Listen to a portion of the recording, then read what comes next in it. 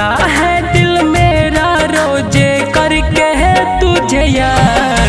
हम हुए बर्बाद तेरे जाने के बाद, हम हुए बर्बाद तेरे जाने के बाद।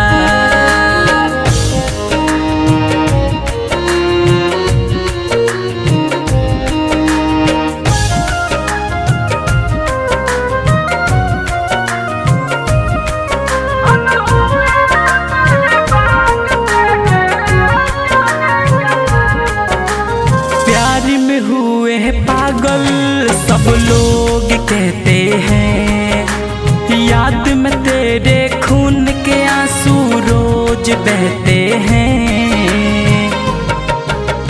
प्यार में हुए पागल सब लोग कहते हैं, याद में तेरे खून के आंसू रोज बहते हैं। तुमसे मिलने रब से कितने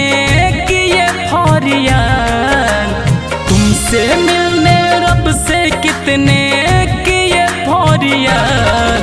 हम हुए बर्बाद तेरे जाने के बाद, हम हुए बर्बाद तेरे जाने के बाद।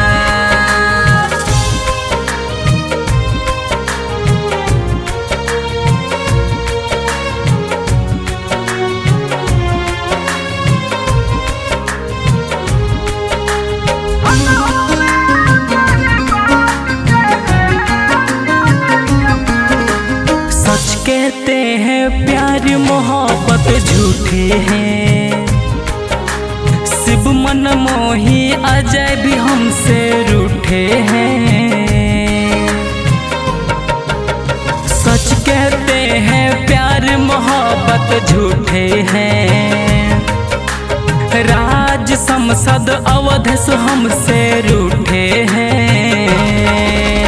तू भी याद करोगी रब के मरने के बाद, तू भी याद करोगी रब के मरने के बाद।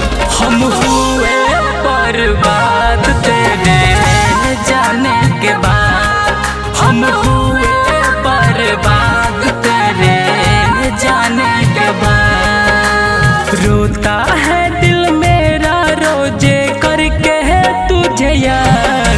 हम हुए बर्बाद तेरे जाने